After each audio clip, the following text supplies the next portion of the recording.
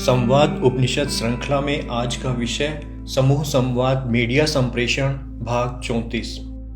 जब तक काला तब तक ताला और सरकार की हठधर्मी पर तीखा प्रहार करते हुए 1 नवंबर को पत्रिका ने प्रबल शंखनाद करते हुए ललकारा, जब तक काला तब तक ताला। इस दिन का संपादकीय हर दृष्टि से विशिष्ट सिद्ध हुआ। उसका मूल स्वरूप इस प्रकार है। राजस्थान सरकार ने अपने काले कानून के साए से आपातकाल को भी पीछे छोड़ दिया। देश भर में थू थू हो गई, लेकिन सरकार ने कानून वापस नहीं लिया। क्या दुस्साहस है सत्ता के बहुमत का। कहने को तो प्रवर समिति को सौंप दिया, किंतु कानून आज भी लागू है। चाहे तो कोई पत्रकार टेस्ट कर सकता है, किसी भ्रष्ट अधिकारी का नाम प्रकाशित कर दे, 2 साल के लिए अंदर हो जाएगा। तब क्या सरकार का निर्णय जनता की आंखों में धूल झोंकने वाला नहीं है। विधानसभा के सत्र की शुरुआत 23 अक्टूबर को हुई। श्रद्धांजलि की रस्म के बाद हुई कार्य सलाहकार समिति BAC की बैठक में तय हुआ कि दोनों विधेयक, राजस्थान दंड विधियां संशोधन विधेयक 2017 भादंश तथा CRPC की दंड प्रक्रिया संहिता 2017 26 अक्टूबर को सदन के विचारार्थ लिए जाएंगे।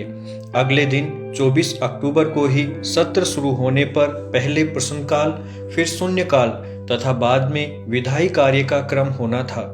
इससे पहले BAC की रिपोर्ट सदन में स्वीकार की जानी थी, लेकिन अचानक प्रश्नकाल में ही गृह मंत्री गुलाबचंद कटारिया ने वक्तव्य देना शुरू कर दिया।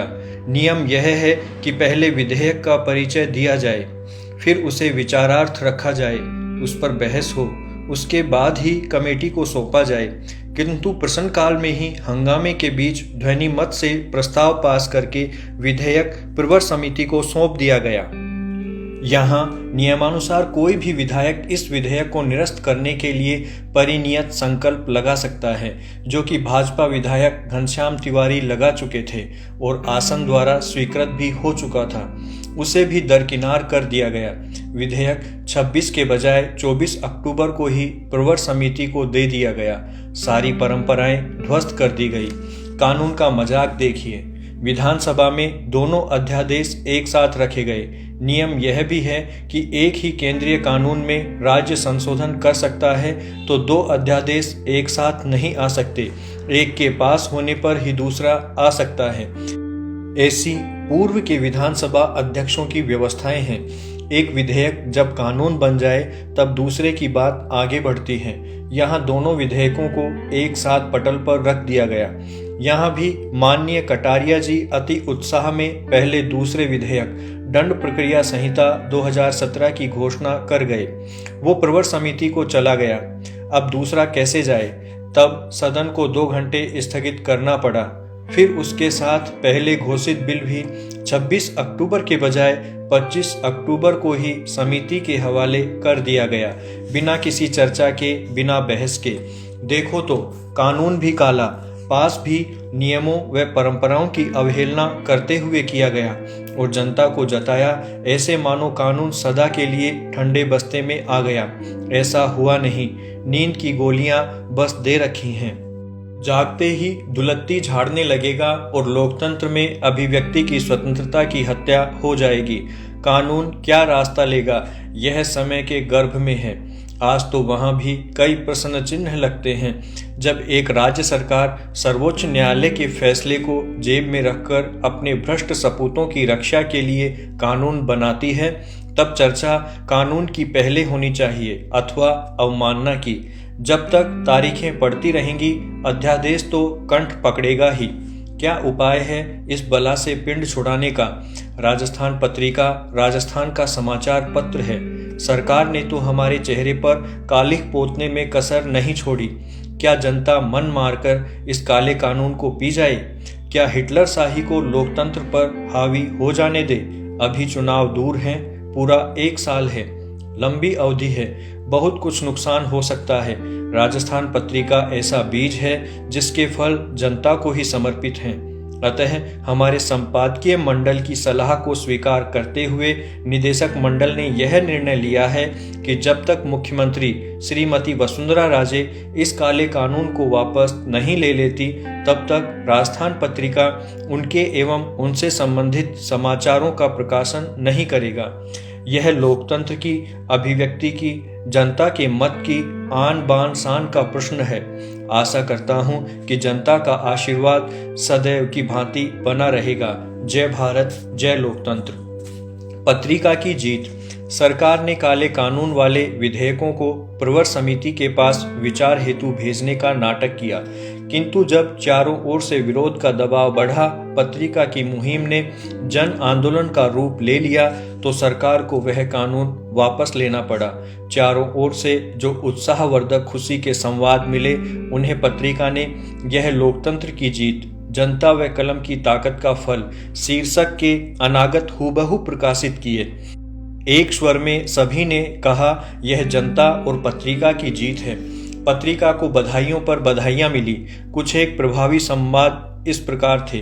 काले कानून के परिणाम भुगतने के बाद अब सरकार ने जनता, मीडिया और लोकतंत्र की आवाज बंद करने वाले काले कानून को वापस ले लिया।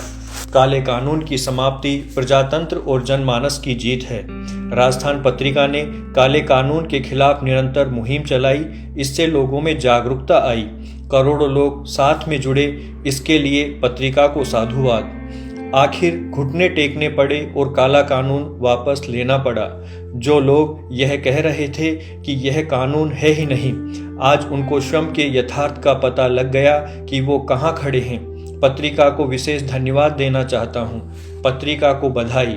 काला कानून वापस लिया। गुलाब जी कोठारी और पत्रिका टीम को बधाई। पत्रिका ने काला कानून का जोरदार विरोध किया और आईना भी दिखाया।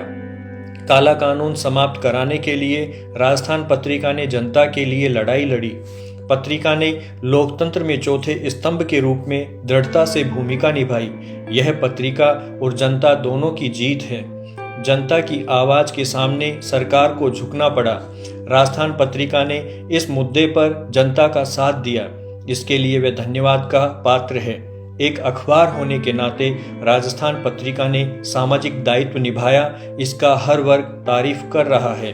काला कानून वापस लेने पर जनता और पत्रिका की जीत हुई है। मीडिया पर पाबंदी लगाकर सरकार भ्रष्टाचार को छुपाना चाहती थी। पत्रिका ने प्रदेश की आम जनता की आवाज को ही बुलंद नहीं किया, अपितु पत्रकारों की स्वतंत्रता की भी रक्षा की, जो देश के लोकतंत्र के लिए अति आवश्यक थी। ये कानून पास हो जाता तो सिर्फ भ्रष्टाचार को बढ़ाने के लिए ही नहीं, बल्कि भ्रष्टाचार को संरक्षण देने के लिए हथियार के रूप में इस्तेमाल होता और लोकतांत्रिक मूल्यों को ठेस पहुंचती। काला कानून आते ही राजस्थान पत्रिका ने जिस अंदाज में इसका विरोध किया, वह काबिले तारीफ है।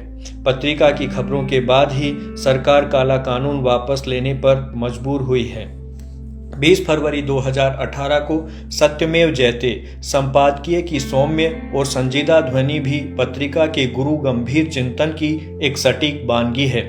बिना किसी आक्रोश और उलाहना के एक सकारात्मक संदेश देकर उसने सिद्ध कर दिया कि मीडिया जनता का ही हितैषी नहीं होता, जनप्रतिनिधियों का सही मार्गदृष्टा, मित्र और सलाहकार होता है। मीडिया संप्रेषण का यह ऐतिहासिक अध्याय मीडिया जगत को निश्चित रूप से एक नई दिशा देगा, विश्वास है। प्रभावी संप्रेषण पत्रकार के लिए चुनौती। जब मन के धरातल पर अभिव्यक्ति होती है, संप्रेषण तभी किसी के मन को छू सकता है। संप्रेषण की इच्छा मन में ही उठती है, शरीर और बुद्धि में नहीं उठती। ये दोनों तो मन की इच्छा पूर्ति के साधन हैं। साधन तो स्वयं मन भी है, कारण तो भाव होते हैं। मन और भाव जब संप्रेषण में जुड़ते हैं तो इसका अर्थ होता है कि व्यक्ति के प्राण शब्दों के साथ प्रवाहित हो रहे हैं। यह संप्रेषण स्वतः ही देश काल से आगे निकल जाता है।